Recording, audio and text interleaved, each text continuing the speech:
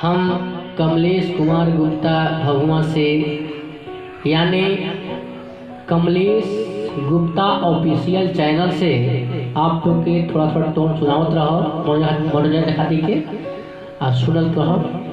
एक लड़की भी बढ़िया घराना से और जब शादी होत बा तो जाती या ससुरा में तो अपना पति से कहत या कि हे सैया जी हमरा से काम नहीं खे होत, देह में दर्द हो जाता। कैसे भाव में कहतिया कि इधर उधर काम करतानी सजनवा, इधर उधर काम करतानी सजनवा, बलमुआ हो बलमुआ हो देह में होता दर्दिया, बलमुआ हो देह में होता दर्दिया।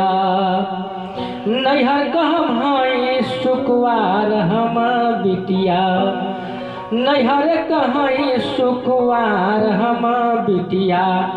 कटिया रोपनी ना कैली घर के रहे रीतिया, कटिया रोपनी ना कैली घर के रहे रीतिया।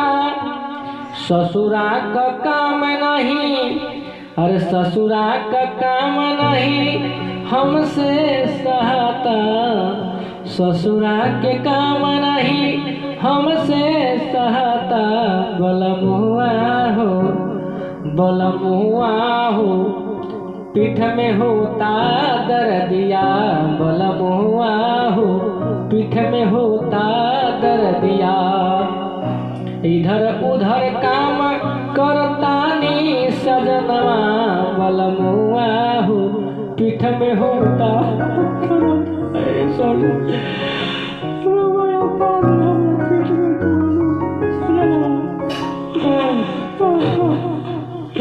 अरे बलमुआ हो पीठ में होता दर्दिया।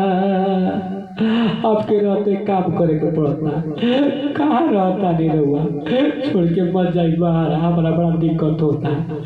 यार में काम ना कैले है, अरे इधर उधर काम करता नहीं सजना, बलमुआ हो बलमुआ हो पीठ में होता दर्दिया, बलमुआ हो पीठ में होता दर्दिया।